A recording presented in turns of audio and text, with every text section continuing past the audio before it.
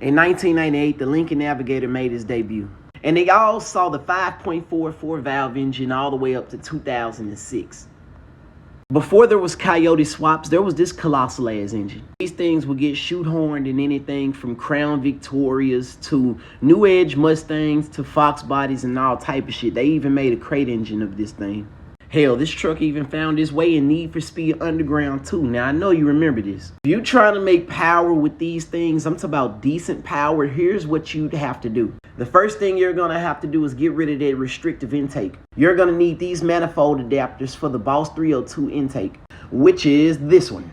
Better cams, springs and retainers, and upgrade your timing chain guide. After this, you can see massive gains closer towards the 400 horsepower mark. Now, if you want to go above that power level up to closer towards the 1,000 horsepower range with these things, the block will absolutely handle it. And so will the crank. The crank is very beefy. So all you're going to need is pistons and rods. And some ARP head studs. Yes, you will need main studs, bigger injectors and shit like that. But hear me out. You got to understand the aftermarket for this thing is not very big. You also have to find one if you can, because they only made these things from 98 to 2006, and the ones that are out there are either rusted out or people want an arm and a leg for it. Instead of spending all that unnecessary money on an engine with no aftermarket support, just go find a Gen 1 F-150 Coyote engine. Throw some Mustang intake cams in it, some long tubes, and 2.9 liter Whipple, and drop it inside of your New Edge Mustang or your Fox body.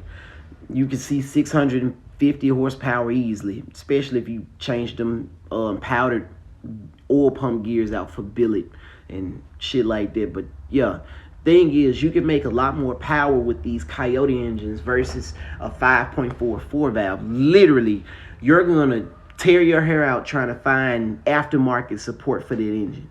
Even today, you know, there are people still running 5.44 valves in their drag cars and shit like that, but to each his own. It depends on what you like. If you enjoy this particular engine, then go for it. Your preference is your preference. Nobody's judging. But like cost to power ratio, dollar to power ratio, you get what I'm saying?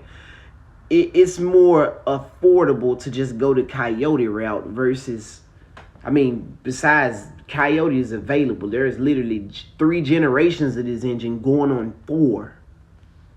But